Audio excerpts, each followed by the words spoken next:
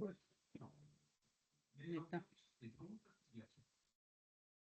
Faut éteindre la télé. Une réunion.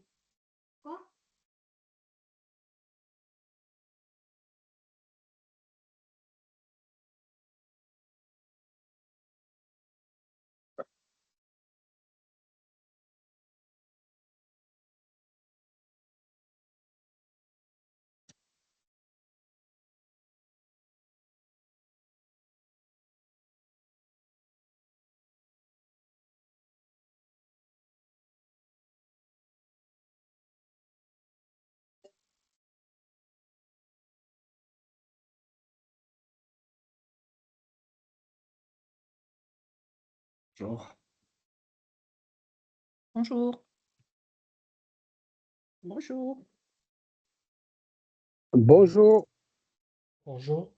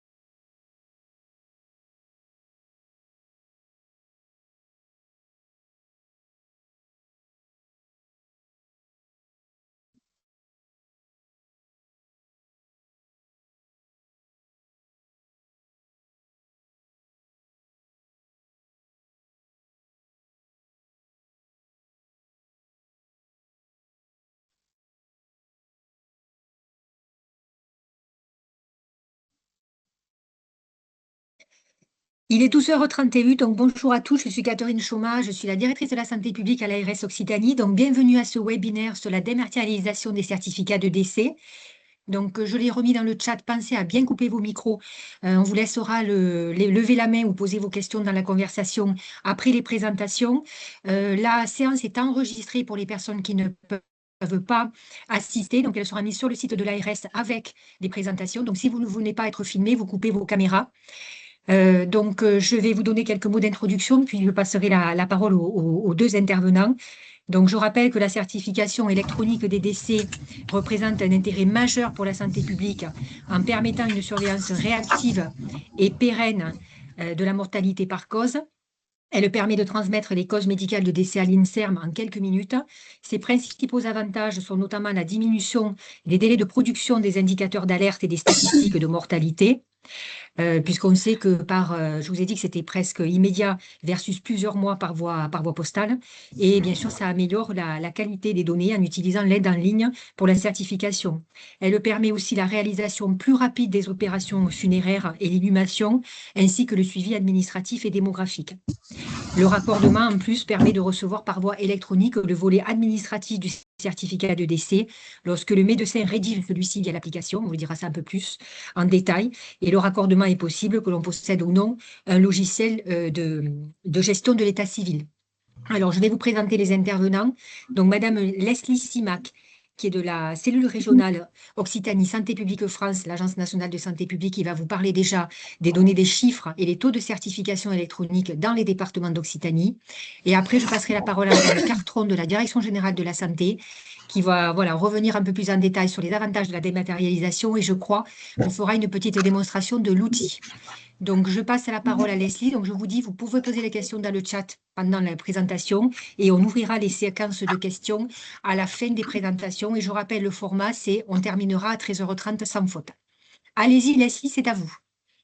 Bonjour à tous, donc Leslie Simac, je suis épidémiologiste à la cellule Occitanie de Santé publique France et je vais vous présenter, mais vraiment rapidement, hein, en fait, où on en est en Occitanie concernant la certification électronique des décès. La suivante, s'il vous plaît.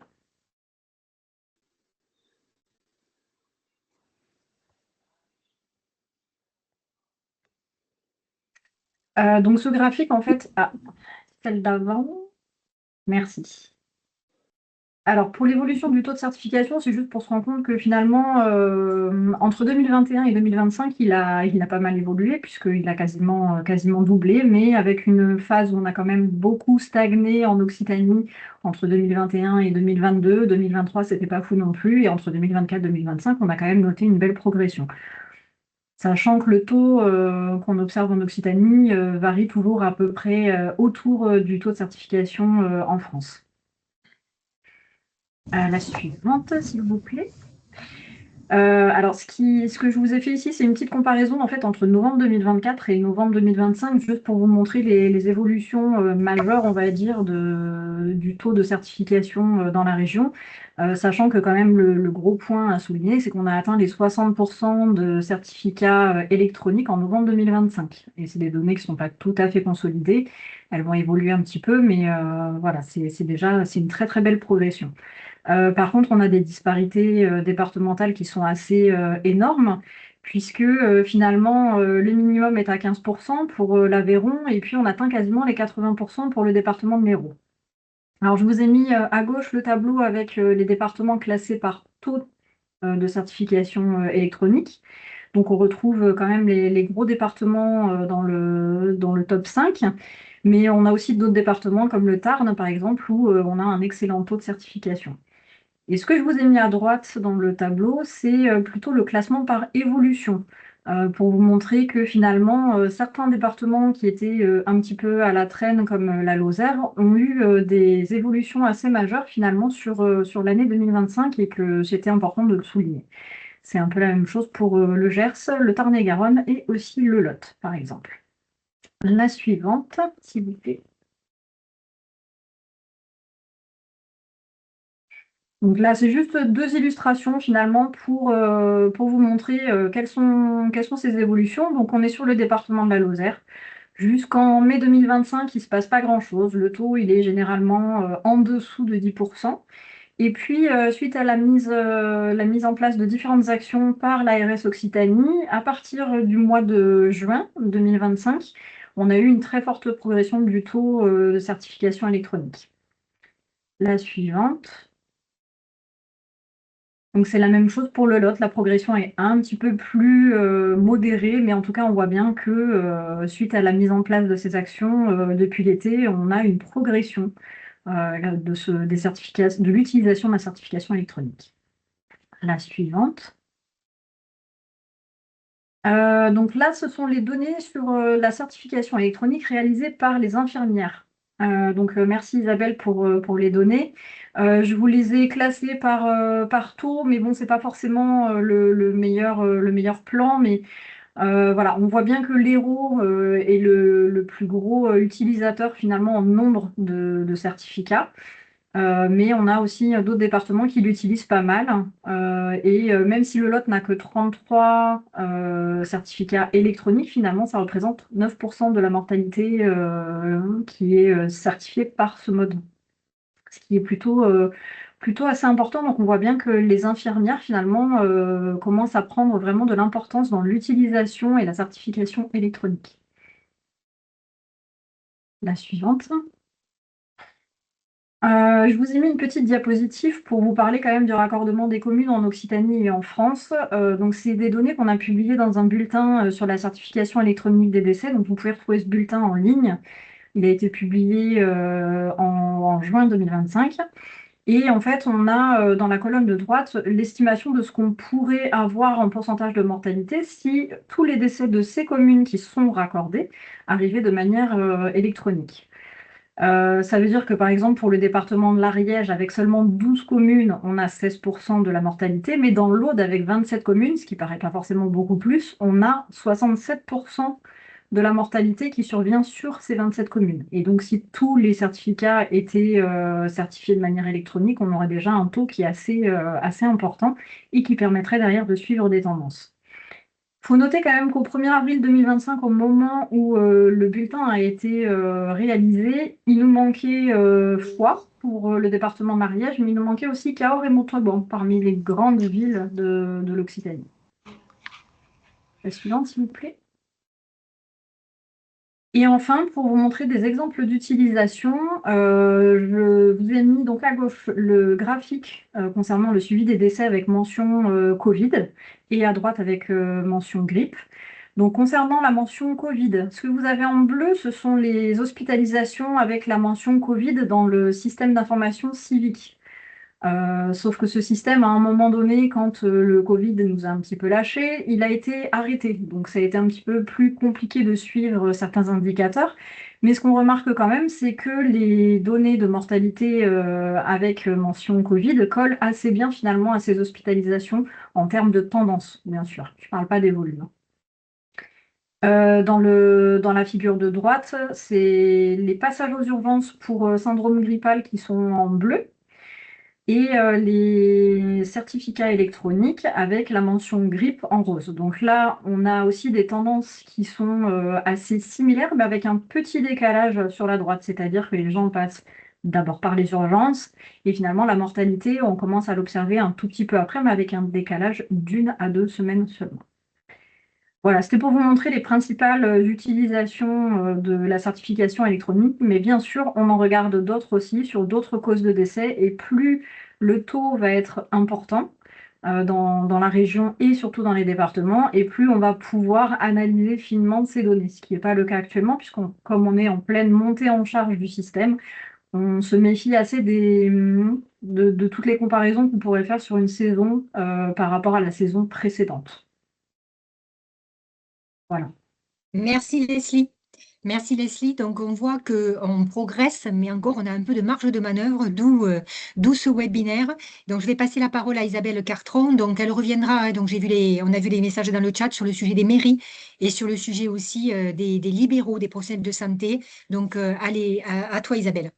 Merci beaucoup Catherine. Donc Isabelle Carton, donc je travaille au centre de crise sanitaire de la Direction générale de la santé et je suis en charge de la certification des décès, des certificats de décès et du déploiement de cert décès et de sa promotion. Donc je vais revenir avant de vous faire une petite démonstration pour vous montrer quand même de manière concrète l'usage de cert décès. Je vais revenir sur comment circule le certificat de décès, où il doit aller et qu'est-ce qui se passe finalement quand vous utilisez cert décès. Donc le certificat de décès, il y a deux moyens d'accéder à cert décès. Il y a une version web de cert décès et une version mobile de cert décès. Les deux donc sont opérationnels et les deux peuvent être utilisés dans les deux contextes. Typiquement, on pourrait utiliser cert décès, la version mobile à l'hôpital, la version web en mobilité. Bon, c'est plus complexe parce que les écrans sont petits et vraiment l'application mobile, vous verrez, enfin la version mobile est vraiment adaptée au téléphone. Donc en fait, dans le certificat d'essai que vous connaissez tous au format papier, avec ses triplicata et son volet médical, quand il est fait au format cert d'essai, au format électronique, la partie du volet médical part directement au CEPIDC à l'INSERM, donc au CEPIDC INSERM, qui fait la statistique des causes de décès depuis 1968 et prend et travaille sur les certificats de décès, mais on y reviendra peut-être, enfin même on y reviendra avec Pierre Boulet du CEPIDC pour vous expliquer exactement comment on code les décès et comment on fait finalement la statistique des décès à partir de ce que vous inscrivez comme cause de décès dans la partie cause de décès du certificat de décès qui est ici. Et puis le CEPIDC, dans les 24 heures qui suivent, envoie les données à Santé publique France et normalement les met à disposition des ARS. Pour l'instant, c'est un sujet qui... alors, elle les met à disposition des ARS via Santé publique France aujourd'hui. Demain, on est en train de regarder si elle pourrait les mettre à disposition directement. En ce qui concerne le volet administratif, qui finalement est ce qui parfois pose le plus de problèmes pour les médecins et les infirmiers, c'est que ce certificat de ce volet administratif, il doit être remis à 2 ou 3 acteurs. Le premier, c'est la mairie du lieu de décès. Et pour pouvoir remettre de manière électronique le certificat de décès à la mairie du lieu de décès, il faut que la mairie soit abonnée au téléservice cert décès.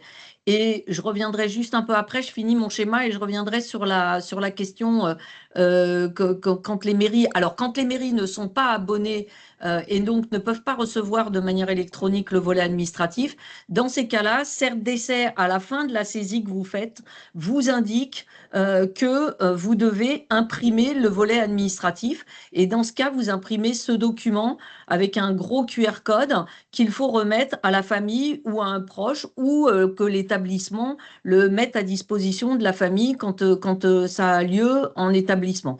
Je rappelle toutefois que la certification et CERT-Décès, la certification électronique, est imposée en établissement de santé quand les décès ont lieu en établissement de santé et en établissement de santé médico-sociaux, puisqu'on considère que dans ces conditions-là, même si les mairies ne sont pas abonnées, vous avez accès à des imprimantes qui vous permettent de pouvoir imprimer le certificat de décès et le volet administratif à remettre à la famille, ce qui n'est pas le cas, bien évidemment, si vous certifiez un décès sur la voie publique ou s'il est certifié à domicile, puisque vous n'avez pas d'imprimante à disposition. Donc, le certificat, le volet administratif, la mairie, qu'est-ce qu'elle en fait? Elle le fait l'acte de décès, qui est le document administratif qui permet d'aller déclarer un décès auprès d'une administration, d'une banque, etc. Et puis, elle va envoyer les données à l'INSEE qui va mettre à jour le RNIPP que vous connaissez toutes et tous, hein, qui est le répertoire national d'identification des personnes physiques pour bien dire que les gens sont décédés. Et puis, ce certificat de décès, quand il est au format électronique, le volet administratif, il est systématiquement transmis à ce qu'on appelle le portail des opérations funéraires. C'est-à-dire que même si la mairie n'est pas abonnée, le certificat de décès va dans le portail des opérations funéraires. Donc, les opérateurs funéraires et les officiers de police judiciaire autorisés ont tous accès à 100% des certificats de décès qui sont faits dans CERT-Décès. Donc, à partir du moment où vous validez le certificat de décès, il est systématiquement transmis au portail des opérations funéraires et tous les opérateurs funéraires de France et de Navarre ont la possibilité d'accéder au portail des opérations funéraires, si tant est bien évidemment qu'il soit habilité par la préfecture et que ce ne soit pas un opérateur funéraire malveillant qui essaye d'y accéder. Mais tous les opérateurs funéraires ont accès au portail des opérations funéraires. Donc, par exemple, quand une mairie a un problème pour accéder ou qu'il y a un problème sur un abonnement, l'opérateur funéraire peut très bien, lui, récupérer le certificat de décès, l'imprimer et l'amener à la mairie du lieu de décès. On sait que quand même, je ne connais pas le taux exact, mais je pense qu'au moins dans 60 ou 70% des cas, c'est l'opérateur funéraire qui va faire la déclaration de décès à la mairie et qui amène tous les documents à la mairie. Donc, ils ont tout à fait la possibilité de le faire. Eux, ils sont en agence, ils ont une imprimante, ils peuvent imprimer quand il y a un problème en mairie. Quand il y a, alors je ne sais pas si on aborde tout de suite ce sujet, mais on peut aborder le sujet de quand il y a un problème. Non, peut-être que d'abord on peut prendre quelques questions, Catherine, avant que je passe à la démo et puis j'expliquerai les problèmes au fur et à mesure. Isabelle, Oui. il y en a sur l'intérêt Ah. pour les libéraux. Le nom de l'application, elle est apparue dans le chat, mais qu'on le redise. Donc le nom de l'application mobile, comment elle s'appelle? Et il y a quelqu'un qui dit qu'elle n'existe pas sur Apple Store. Alors, ce n'est pas une application en elle-même, donc je vais vous montrer comment ça fonctionne.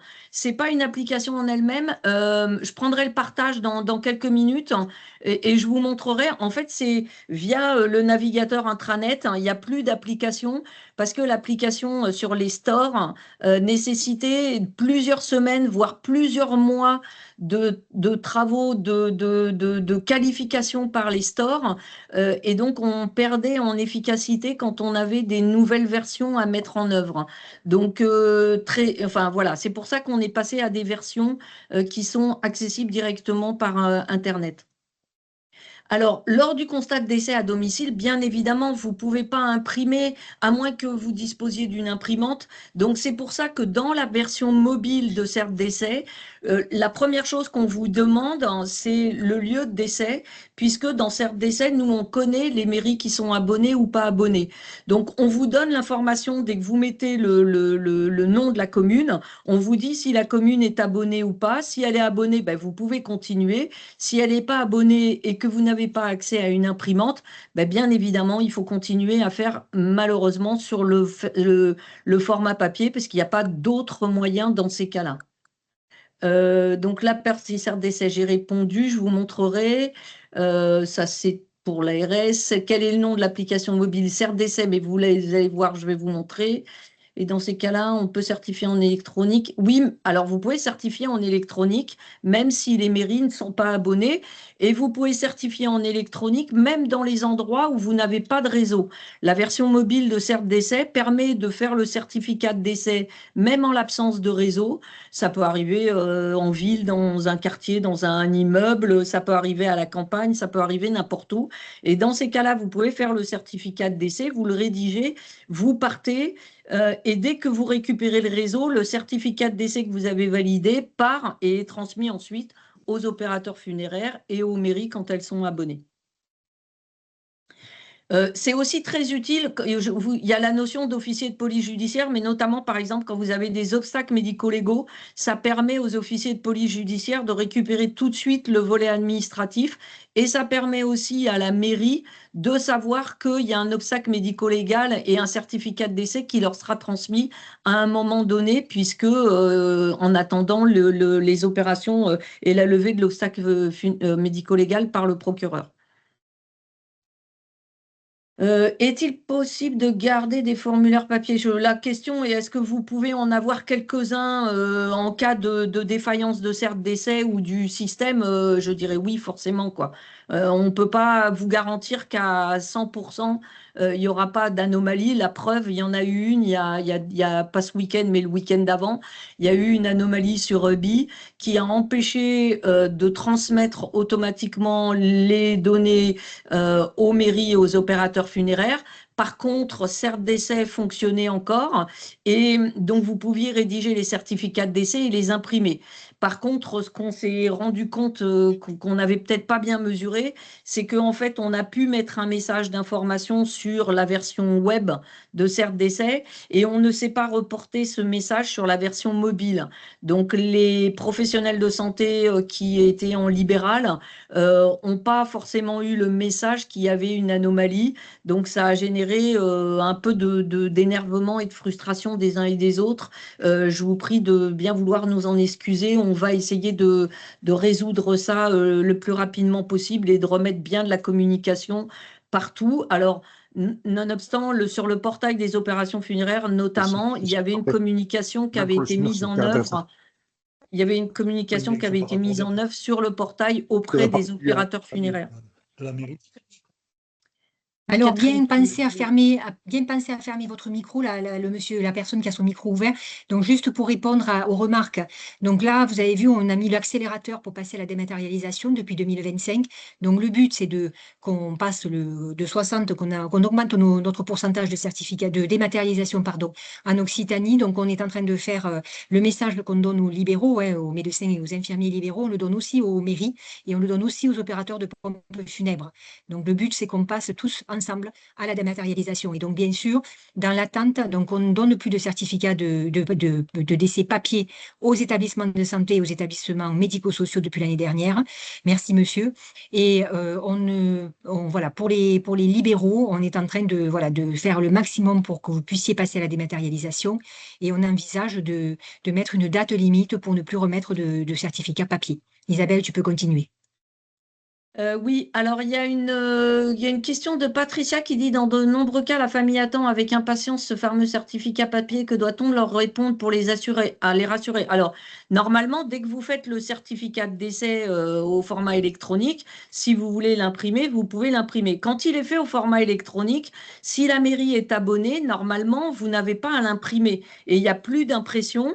Et le certificat de décès papier, en fait, l'opérateur funéraire là, donc il faut dire aux familles que l'opérateur funéraire peut aller le télécharger, que la mairie en est destinataire, donc ils n'ont pas besoin de ça.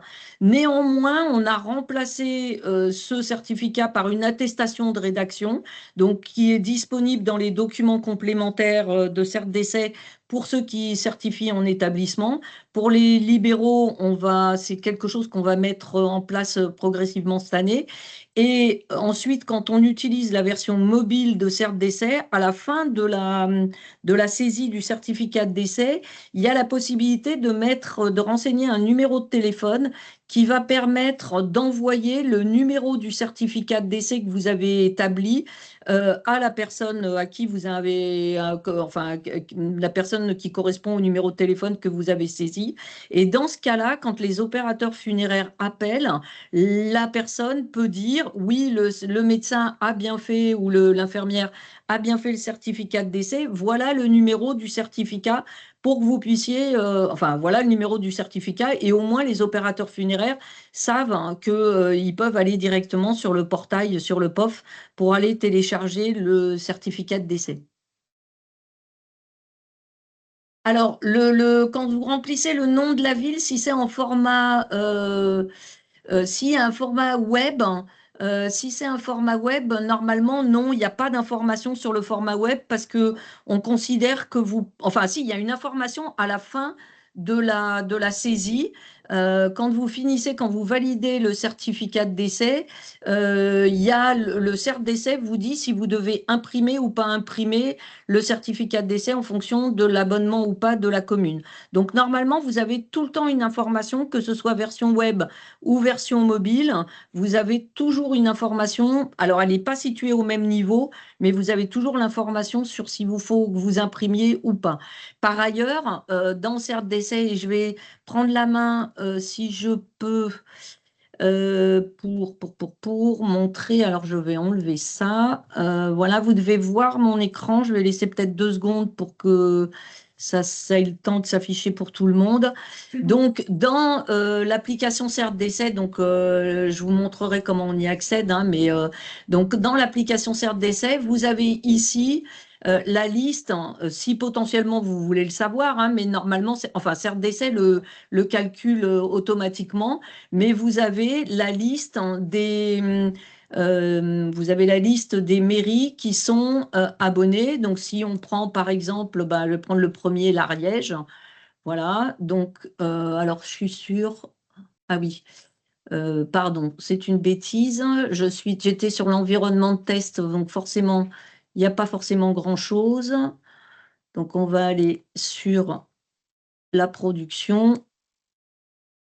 Voilà, et pourquoi je ne peux pas la voir? C'est toujours pareil, quand on fait une démo, ça marche et ça ne veut plus marcher après. Pourquoi? Voilà, donc là, vous avez les mairies qui sont abonnées, donc Fonsorbe et Toulouse dans le 31. Voilà, donc vous avez la liste des mairies par région ou par département. Vous avez donc la liste des mairies qui sont abonnées. Donc vous pouvez le savoir, mais cert d'essai le sait pour vous. Alors, j'essaye de reprendre le fil des questions. Isabelle, juste une question. Oui. Isabelle, juste une question. Le fait que la mairie est connectée ou pas, la différence, quand est-ce que ça apparaît selon qu'on est sur le web ou l'application mobile, s'il te plaît? Alors, quand on est sur l'application mobile, ça va apparaître quand on fait rédiger un nouveau certificat. Ici, par exemple, si je mets le nom de ma commune, voilà, tout de suite, il me dit que la transmission automatique du volet administratif vers la mairie de la commune de décès n'est pas disponible.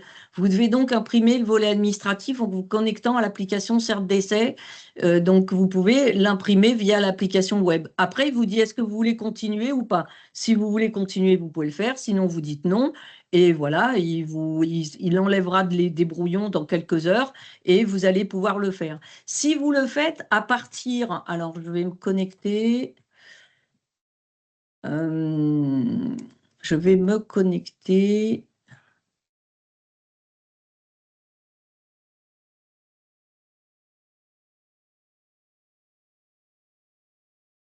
Je vais me connecter dans 2 secondes. Ça a lieu à la fin quand on valide le certificat de décès, mais je vais vous le montrer par le module de test. Donc, vous avez sur l'application cert d'essai, hein, l'application... ah, mais voilà, c'est pour ça, c'est que je ne suis pas dans la bonne, pardon.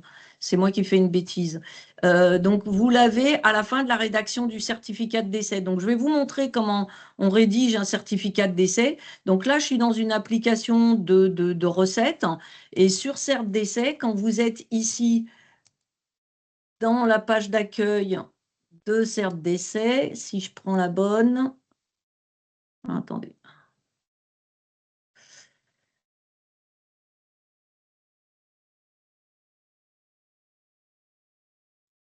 Il ne veut pas me mettre deux fois... Comme je suis connectée sur les deux applications, voilà, donc là, je suis sur la bonne application. Et là, vous avez un petit bouton qui vous permet... Alors, moi, je ne peux pas me connecter à CERT décès en tant que médecin parce que je ne suis pas médecin ni infirmière. Donc, du coup, je peux montrer comment on teste la rédaction des certificats de décès dans la vraie application. Mais vous avez donc un environnement de test qui vous permet d'essayer de créer un certificat de décès si vous voulez tester après la démonstration ou si vous voulez regarder quand vous avez 2 minutes. Donc là, vous avez dans la page d'accueil, une fois que vous êtes connecté, vous avez tous vos profils. Vous pouvez avoir plusieurs profils dans CERT décès. En fait, un profil, ça correspond à vos lieux d'exercice. Donc, soit vous êtes médecin libéral et que médecin libéral, et vous aurez un seul profil médecin libéral. Et ça, dès que vous allez vous créer dans CERT décès, quand vous allez vous créer ici, quand vous allez dans CERT décès, vous créez un certificat de décès, enfin un profil, vous allez vous connecter pour la première fois, il va savoir que vous êtes médecin libéral et il va vous créer un profil libéral. Si vous êtes en établissement, normalement, c'est le référent de l'établissement qui vous crée le ou les profils suivant le nombre d'établissements auxquels vous avez, dans lesquels vous travaillez, ou en fonction aussi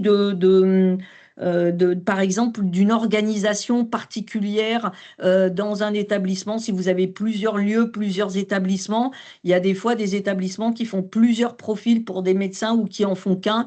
Ça dépend du paramétrage qui est choisi par le référent de chaque établissement. Et vous pouvez aussi avoir un profil médecin en exercice libéral et un profil médecin en établissement si vous exercez dans les deux activités. Dans ces cas-là, quand vous créez votre certificat de décès, il faut que vous choisissiez le profil qui correspond à l'endroit où vous êtes et où vous exercez au moment où vous déclarez le décès. Et c'est important parce que pour la statistique, pour le pré-remplissage des certificats de décès, ça permet de gagner du temps, de bien choisir le bon profil. Donc là, j'en ai qu'un, enfin j'en ai 3. Je n'ai pas de profil libéral. Par exemple, je vais dire que je fais un certificat de décès en étant au CHU de Saint-Étienne. Donc, j'arrive dans le certificat de décès, je vais remplir la date et l'heure du certificat de décès.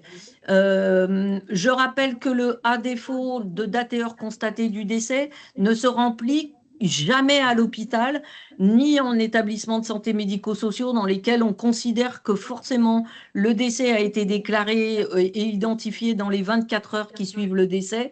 Il ne se remplit potentiellement que à domicile ou sur la voie publique, pour lequel vous pouvez effectivement arriver et ne pas savoir depuis combien de temps les personnes sont décédées. Mais quand le décès a lieu en établissement ou établissement de santé médico-sociale, c'est toujours la date et heure réelle du décès. Le lieu de décès, vous voyez comme j'ai choisi le profil centre hospitalier de Saint-Étienne, j'ai la commune de décès qui est déjà renseignée. Ici, donc, je vais rentrer les informations administratives. Pour certains établissements, vous pouvez avoir une interface qui a été faite avec votre logiciel de dossier patient informatisé. Et dans ces cas-là, le certificat de décès est pré-rempli. Donc ça dépend de votre établissement et des travaux qui ont été faits dans les établissements. Il faut bien sûr mettre le sexe, la date de naissance. Alors, vous savez, il y a 2 certificats de décès en France. Il y a un certificat de décès général et un certificat de décès infantile. L'infantile est jusqu'au 364e jour de vie de l'enfant, le général directement. Si je ne mets pas de date de naissance, du coup, il va me poser la question.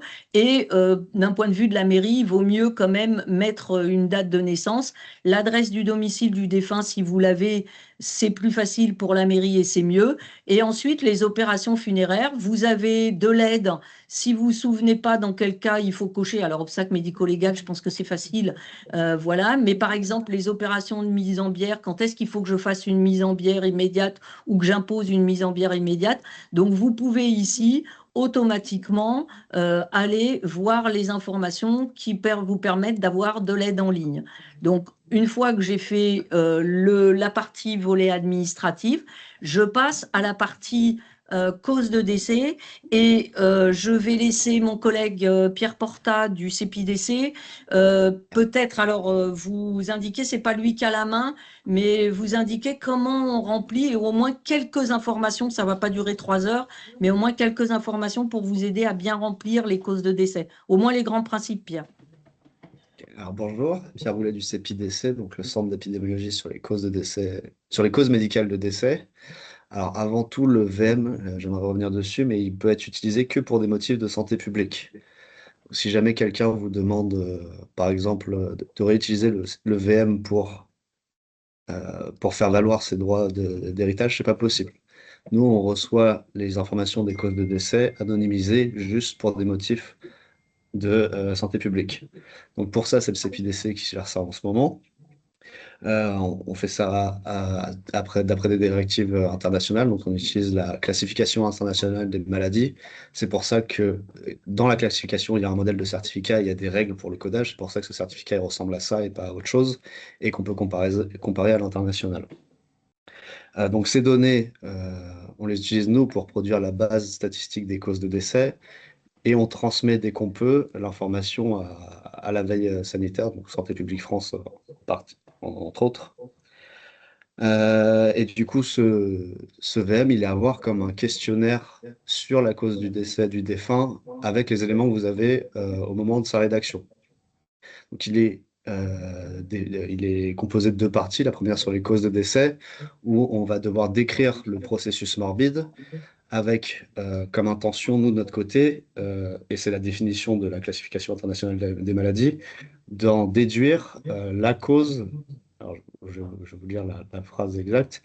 La cause initiale, donc c'est la cause définie comme la maladie ou le traumatisme qui a déclenché l'évolution morbide conduisant directement au décès, ou, en cas de mort violente, la circonstance de l'accident ou de la violence qui ont entraîné le traumatisme mortel. Donc ça, c'est ce qu'on va essayer de retrouver avec vos informations. Donc le plus important, ça va être la partie 1, qu'il faut remplir avec la cause immédiate du décès dans la première ligne, et dans les lignes d'en dessous, ce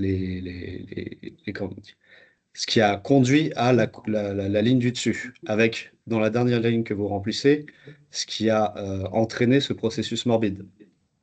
Donc faut le voir à l'envers du chronologique. On vous avez aussi la possibilité de préciser un intervalle pour bien comprendre l'enchaînement logique. Dans la partie 2, c'est toutes les autres états morbides qui ont participé au décès, mais on ne vous demande pas forcément tous les antécédents du défunt. Et avec ça, nous, on fera le travail de codage. Donc, ce sera un code. Là, on est sur la 10e version de la CIM. On va vers la 11e version. Si ça vous intéresse, on a pas mal de documents sur notre site. Donc ça, c'est la première partie sur les causes de décès. Mais la deuxième partie, si tu veux bien descendre. Ouais, attends, je vais juste rentrer quelque chose parce que sinon, il va pas être content.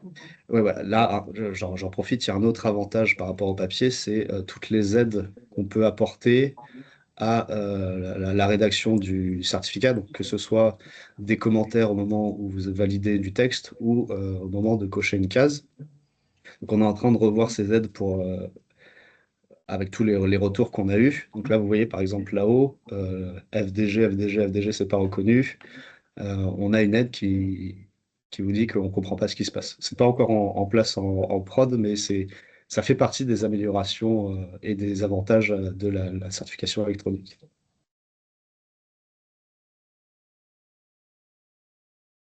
Donc ça, c'est pas encore sur la version prod, Ouais. mais ça fait partie de ce qu'on aimerait mettre en place pour améliorer la qualité. Pour vous aider.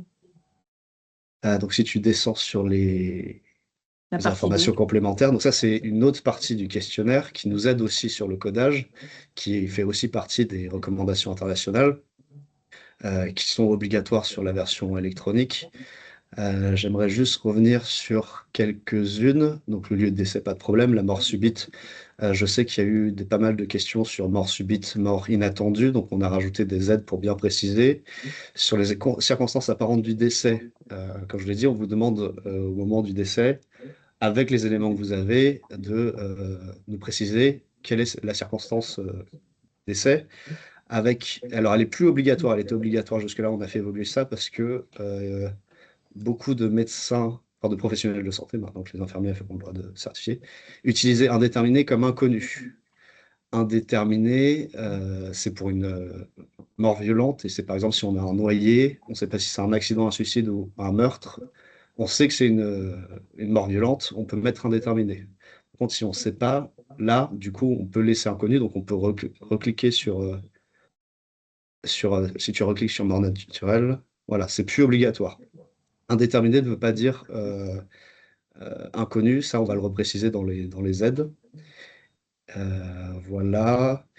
Alors là, Alors après, oui, vas-y, excuse-moi. on a le cas d'un homme et pour une femme, il y aura des informations sur la grossesse, s'il y a eu des grossesses, si elle a contribué au décès. Si vous remplissez ces informations, vous serez contacté par la suite pour une enquête, l'enquête des morts maternelles. Il ne faut pas s'inquiéter, c'est normal, ça fait partie de la veille sanitaire sur ces décès spécifiques. Et le certificat est à remplir même en cas de recherche médico-légale. Voilà. Une précision sur le domicile. Merci beaucoup, Pierre. Hein. Je sais peut-être qu'on prendra. On finit juste d'aller jusqu'au bout, puis après on prendra les questions si ça convient. On va se dépêcher hein, pour qu'on ait le temps de répondre. Les domiciles, je précise, même si l'EHPAD est considéré comme étant un domicile, le domicile, c'est vraiment quand la personne meurt à son domicile, pas à l'EHPAD. Hein. Quand la personne meurt à l'EHPAD, même si administrativement parlant, on considère que c'est son domicile, on coche EHPAD. Voilà, c'était juste la précision. On va donc poursuivre. Donc là, vous avez une page récapitulative. Vous pouvez signer le certificat. Donc, il vous demande ici de bien valider que le profil. Donc, si jamais vous étiez trompé au départ, vous pouvez rectifier. Ou si vous n'avez pas eu de profil dans un établissement, par exemple, vous pouvez ici mettre le numéro finesse de l'établissement et ça certifiera sur l'établissement. Et vous voyez que ici, il vous dit que la soumission du certificat de décès a été réalisée avec succès, le volet médical sera transmis au CEPIDC, le volet administratif transmis aux opérateurs funéraires. Il est encore possible de modifier le certificat dans les 96 heures. Et là, il vous dit, la mairie du lieu de décès n'est pas raccordée à CERT décès, donc vous devez imprimer la partie administrative. Donc vous voyez par rapport à la version mobile, l'information est tout de suite au moment de commencer à rédiger le certificat de décès. L'autre est à la fin puisque vous êtes en établissement ou en établissement de santé médico-sociale et vous avez accès normalement à une imprimante. Voilà. Donc du coup, on ne met l'information qu'à la fin. Et si vous voulez donc imprimer le certificat de décès, eh bien vous voyez que ici dans la partie certificat, j'ai accès à mon certificat de décès. Je clique sur le petit bouton qui m'a téléchargé donc dans mon navigateur le certificat. Alors j'ai les documents complémentaires, donc ça va être un peu long pour vous expliquer, mais vous avez des documents complémentaires, notamment les attestations de retrait de prothèses, les transports avant mise en bière, des possibilités d'interroger le registre national des refus si vous faites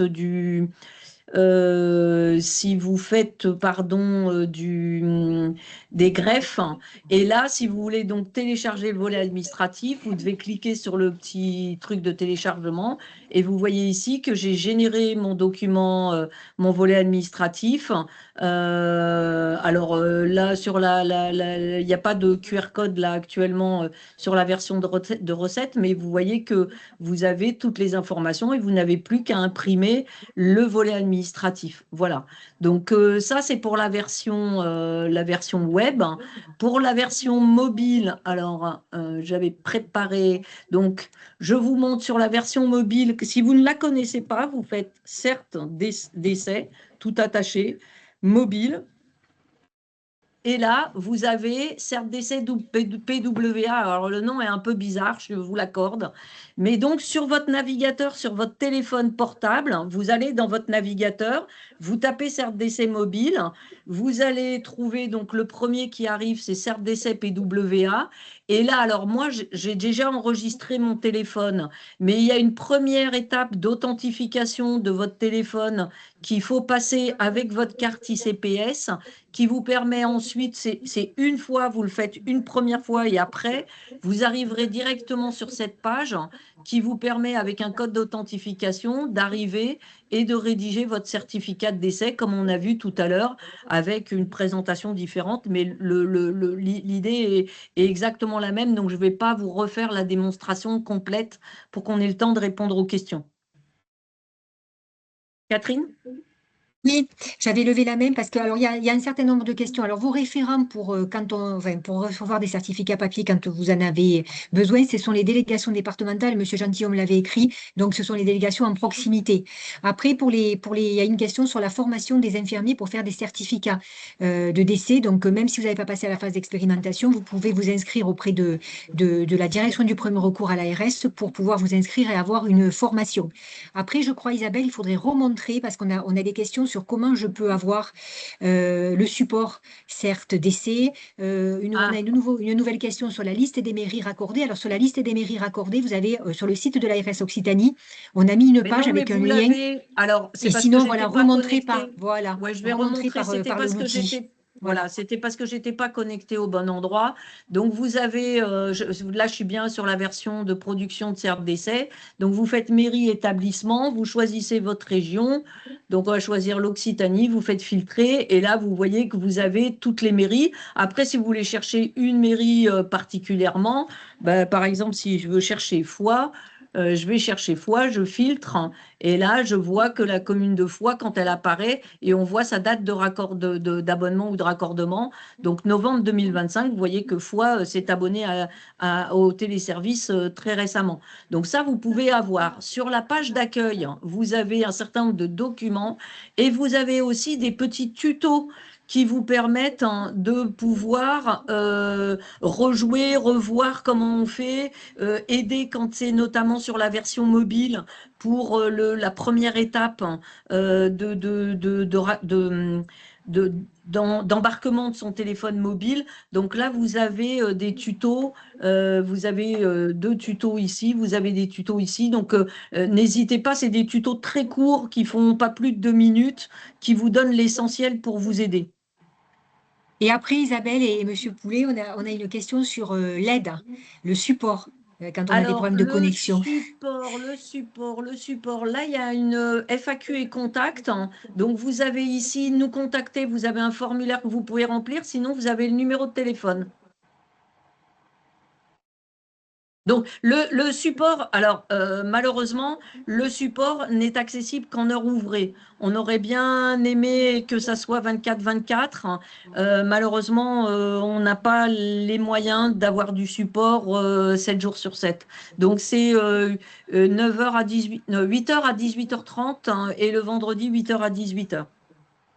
Alors, on a 2 mains levées. Donc, on va passer la parole à Madame Baraza et après, ce sera Monsieur Touni. Madame Baraza, vous avez levé les mains, allez-y. Oui, bonjour, désolée, je ne savais plus comment me baisser. Entre-temps, elle a répondu à la question, c'était comment se connecter sur le mobile. Et là, j'ai eu ma réponse. Merci beaucoup. Ah, parfait. Donc, Monsieur Touni, à vous. Voilà, bonjour. Je prends une petite question. Sur la page d'accueil de certes d'essai sur l'ordinateur, on a accès maintenant, on peut voir aussi la liste des personnes qui ont eu la formation. J'ai dû appeler le support, j'ai dû appeler le support à cet effet. Ils m'ont dit que c'était par rapport à la liste fournie par l'ordre.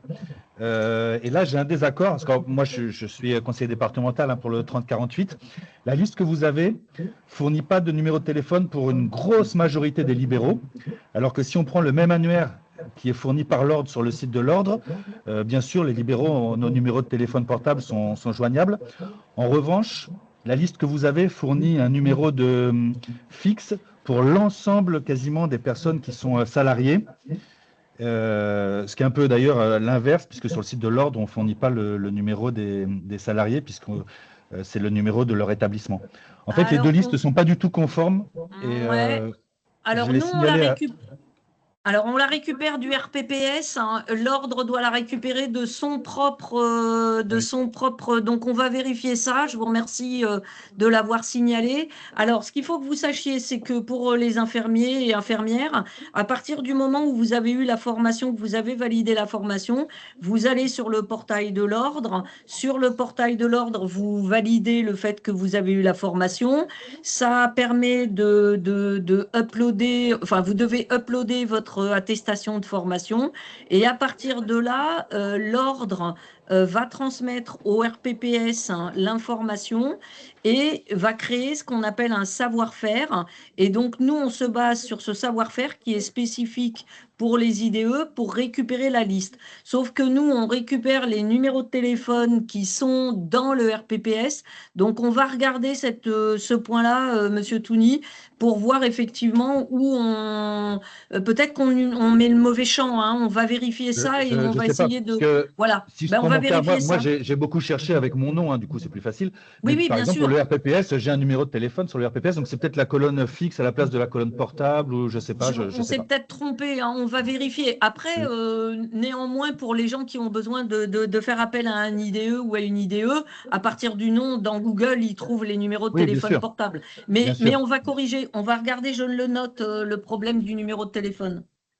Voilà, merci. Merci, Après, je voulais- monsieur. Isabelle, on a aussi une question sur revenir sur quand je n'ai pas de connexion. Quand vous n'avez pas de connexion, c'est-à-dire quand vous êtes hors réseau. Ou hors réseau, Alors, tout à fait. en fait, hors réseau, c'est pas compliqué. En fait, enfin, c'est pas compliqué. Le CERT d'essai, il faudrait que je simule, mais c'est compliqué de simuler ça. Donc, je remets cet écran-là. En fait, quand vous êtes ici, CERT d'essai, vous pouvez y accéder même s'il n'y a pas de réseau. Là, il s'avère que j'ai du réseau, je suis au bureau, j'ai du réseau. Mais si vous n'avez pas de réseau, vous faites rédiger un nouveau certificat d'essai. Vous allez tout pouvoir faire. Vous allez valider votre certificat de décès et quand vous allez revenir dans la page, là, votre certificat, il est dans mes certificats validés en attente de transmission. Donc, il va se mettre ici et dès que vous allez aller dans un endroit où vous récupérez du réseau, même sans rien, enfin, vous n'avez rien à faire, le certificat de décès partira dès que vous récupérez du réseau. Alors, bien évidemment, faites attention de récupérer du réseau, pas au bout de 3 heures ou 4 heures, mais le certificat de décès va partir sans que vous ayez une intervention quelconque à faire. Je ne sais pas si j'ai répondu à la question de la personne. Alors, il y a quelqu'un qui dit, mais peut-être que je ne prends pas toutes les questions, Catherine, parce il y en a beaucoup, donc je ne suis pas sûre d'être remontée jusqu'en haut. On va essayer de les lire, moi aussi. Ouais, il y a quelqu'un qui dit, par contre, en dématérialisé, dès le certificat envoyé, nous ne l'avons plus sur l'application mobile.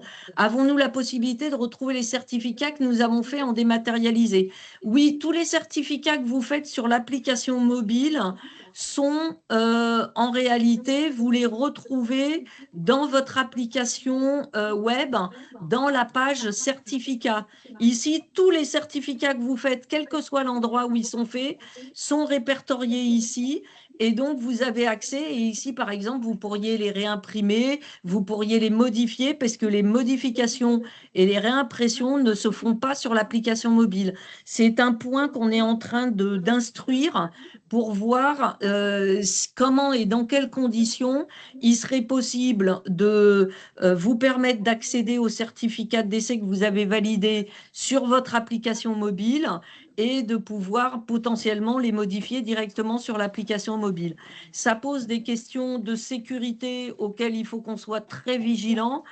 parce que ça veut dire que le certificat de décès, potentiellement, il est quelque part sur votre téléphone.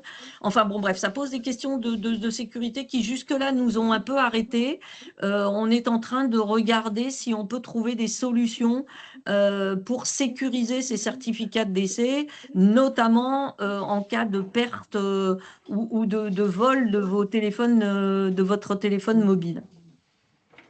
Oui, il y a des questions aussi dans la conversation sur le fait que les infirmiers et infirmières peuvent faire ou pas établir des certificats de décès. Donc la dématérialisation, je veux dire, c'est juste remplacer le certificat papier par la démat. Après, le champ de compétences est identique, qu'on soit en démat ou en papier. Par exemple, quand il y a des obstacles médico-légaux, il faut absolument avoir recours à un médecin. Et donc ça ne change pas. Après, si M. Gentil ou Mme Dacosta veulent compléter sur ce point-là, vous pouvez prendre la parole.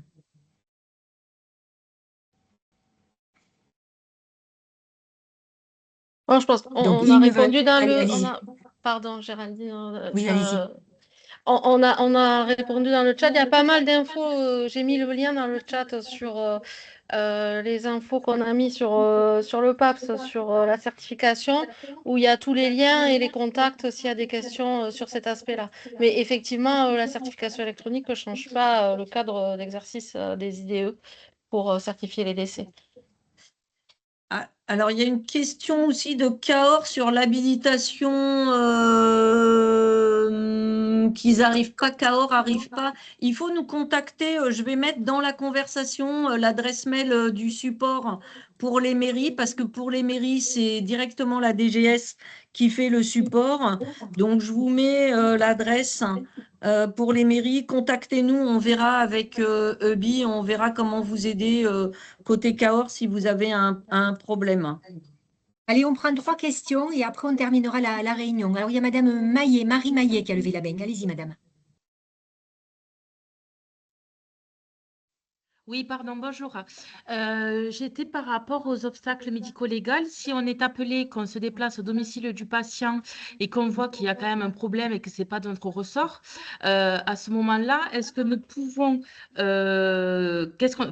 j'imagine qu'on doit appeler le SAMU ou le médecin traitant, mais nous, en tant qu'infirmière, du moment où on n'est pas rémunéré et on ne peut pas finir le certificat de décès. Alors, vous ne pouvez pas finir le certificat de décès, mais vous êtes rémunéré par l'assurance maladie.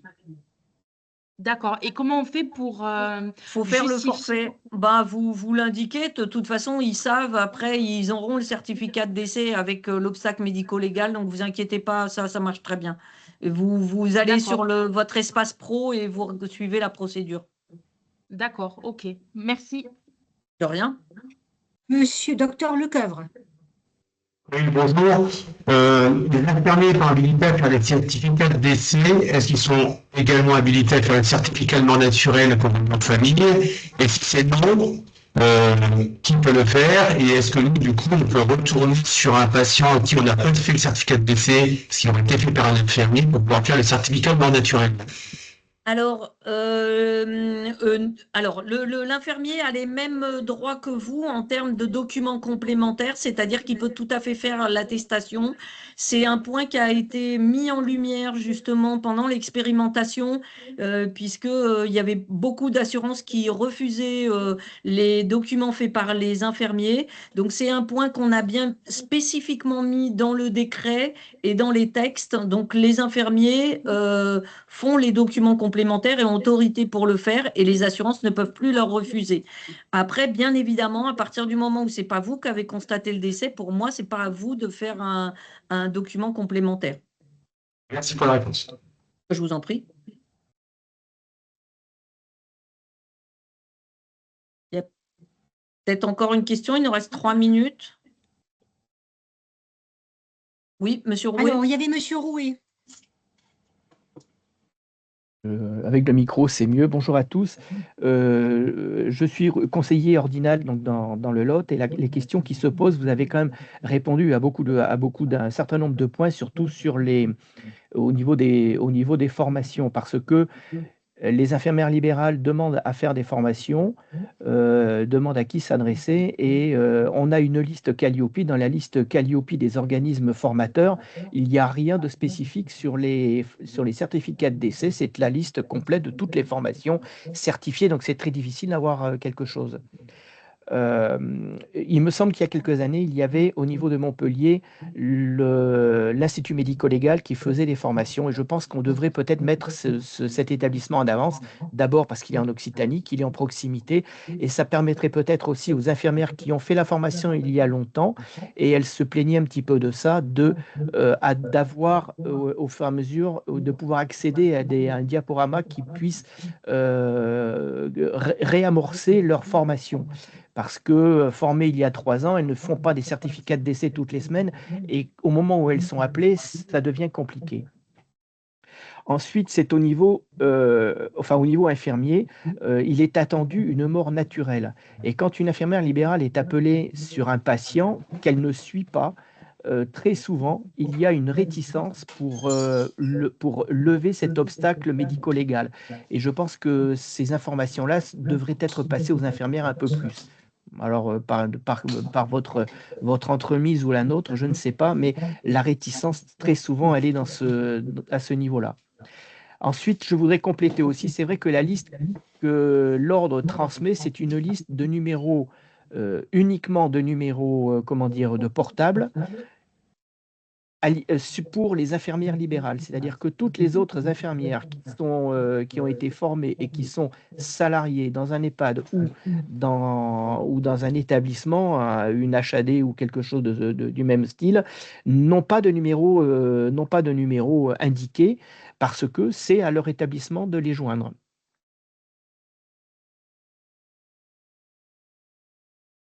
Alors, je vais essayer de répondre rapidement parce qu'il ne nous reste plus beaucoup de temps. La première question, ça y est, j'ai oublié votre première question, pardon.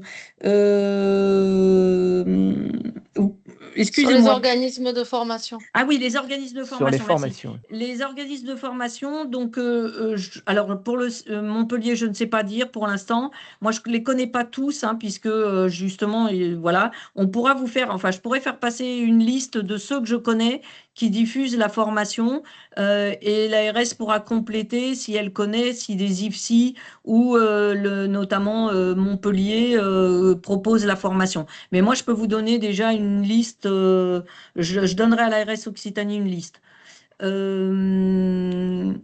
La deuxième question. Alors, juste c'est 13h30, oui. Donc juste rappeler, là vraiment concentrer les questions sur la dématérialisation. Sur le sujet, on a bien entendu, on vous recontactera sur le sujet formation, etc., information, mais là vraiment sur la dématérialisation, c'était l'objet du webinaire. Bon, bah, du coup, on va noter vos questions. De toute façon, le webinaire est enregistré, Monsieur Rouet, donc on répondra à vos questions avec l'ARS. Alors, voilà. Il y avait deux dernières L'IML de Montpellier fait la formation. Voilà. Oui. Alors, Madame Philippe, si vous avez une question sur la dématérialisation. Non, bonjour à tous. Non, c'était pour répondre. Je suis également élue ordinale. Je voulais répondre à mon collègue qui a parlé avant moi. Eh pour lui préciser. Oui, pour lui préciser qu'en effet, Montpellier fait la formation. Moi, je l'ai faite là-bas en médecine légale, mais qu'également, moi, je suis formatrice pour un centre de formation privé et qui peut faire maintenant les formations certificats de décès. Donc, c'est possible et accessible par tous les sites de formation qui sont agréés. Merci, madame. Et puis, il y avait... Merci pour ce webinaire. Et puis, il y avait Madame Al-Qaïda. Dernière question. Pareil, c'était pour répondre aussi. Donc, pareil, les organismes de formation, et c'est même pris en charge par le FIFPL maintenant.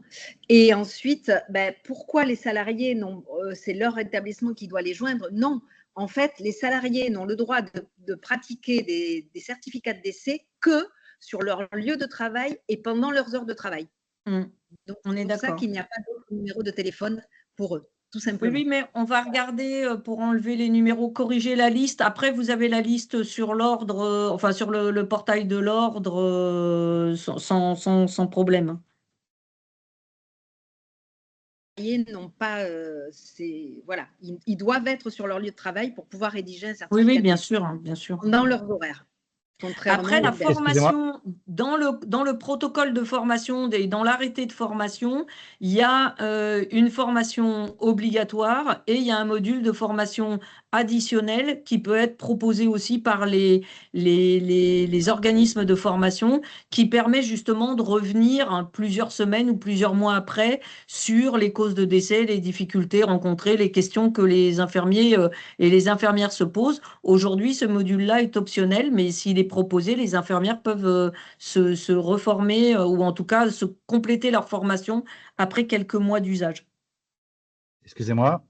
Oui, monsieur Touny. Juste pour compléter par rapport à ce qui vient d'être dit, il y a eu une discussion au niveau juridique avec l'ARS 30 et le CIDOI 30, du coup, enfin 30-48, excusez-moi. Le nouveau décret n'empêche pas aux gens formés en établissement de faire un certificat de décès ailleurs que dans leur établissement. Ça, c'était pendant l'expérimentation. Avec le nouveau décret, le texte tel qu'il est sorti ne l'empêche plus. Et c'est là que ça libère, par exemple, les ISP qui peuvent le faire, puisque les ISP le faisaient à titre salarié, en fait. Mais en fait, ils peuvent très bien être appelés. Ça libère en fait la possibilité à n'importe quel infirmier formé de le faire. C'est plus une restriction. Oui, je suis d'accord avec vous sur l'interprétation. Par contre, les infirmiers salariés ne seront pas payés. Exactement. Alors là, vous voyez pas là, le forfait ne concerne que les libéraux. Le En forfait revanche, ne la concerne que les constatation, la libéraux. certification concerne tous les infirmiers Bah, formés. potentiellement, si vous êtes infirmier salarié, que vous êtes en vacances, qu'il y a un décès qui a lieu et qu'on vous demande si vous pouvez, parce que vous êtes à côté ou c'est un membre de votre famille, certifier le décès, vous avez le droit de le faire, oui. Et il n'y a pas de notion de géographie. L'infirmier peut le faire quel que soit l'endroit où il est, comme un médecin d'ailleurs, hein, c'est exactement la même chose. Et un médecin qui exerce uniquement en établissement de santé a le droit de faire un certificat de décès, pareil. S'il est salarié, il a le droit de faire un certificat de décès qui intervient à domicile ou sur la... Alors, pour le médecin sur la voie publique, pas pour l'IDE, mais c'est exactement le même principe. Et le médecin qui est salarié, pareil, ne se fera pas payer le forfait parce qu'il n'est pas déclaré en libéral et il ne pourra pas transmettre son forfait à la CEPAM. Mais c'est exactement le même cadre d'exercice. Nonobstant les voies publiques qui ne sont pas autorisées pour les infirmiers. Bon, mais écoutez, c'est 13h35. Merci à tous pour cette participation à ce webinaire. Donc, on va le mettre sur le site internet de l'ARS avec les supports. Et puis, vous n'hésitez pas si vous avez des questions sur la dématérialisation. Et puis, il y a d'autres questions sur la partie établissement de certificat de décès qu'on traitera par ailleurs. En tout cas, merci beaucoup et puis à bientôt. Merci. Et puis, voilà, j'espère qu'on vous a donné envie de passer à la dématérialisation. Bon après-midi. Au revoir. Merci à tout le monde. Merci Catherine. Merci, Au revoir. au Merci revoir à à toute tous. l'ARS. Au revoir. Merci, au revoir.